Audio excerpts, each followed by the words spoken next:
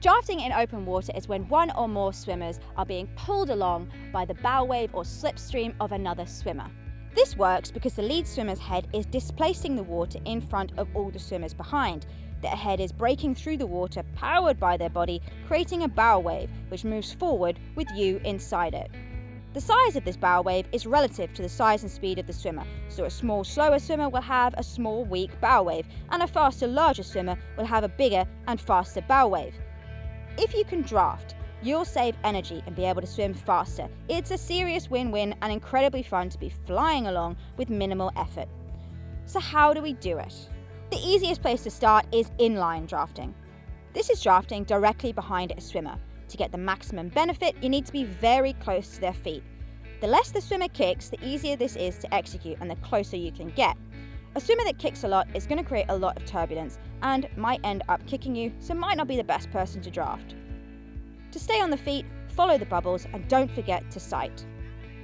Hip drafting is more difficult but also more effective because you're in a faster part of the bow wave. In this position, with your head at the lead swimmer's hip, you're surfing their bow wave. To stay with them, always breathe towards the lead swimmer's body. You do still need to sight yourself, but if this is a person you know and you can trust them to stay on course, you can reduce your sighting, which reduces the amount of times you have to lift your head, again improving your efficiency and saving energy. Drafting becomes more complicated when there is more than two of you, but there are still only the two main positions to aim for. In a large group, you're going to get pulled along by the sheer volume of bow waves ahead of you, provided you remain close to the swimmers in front. Sticking with your draft around a marker requires a bit of welly. Sight for your mark, prepare for it, keep sighting your draft, turn fast and tight, turn on the turbo boosters.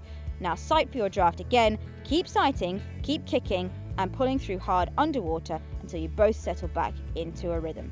Now sight for your next marker.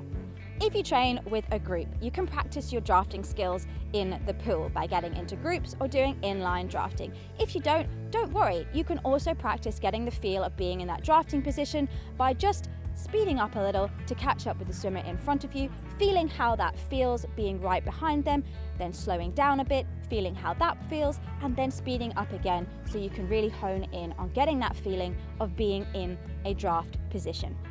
If you've got any questions at all about drafting or anything we've covered in this video, just leave a comment in the comments section and we'll get back to you just as soon as we finish swimming.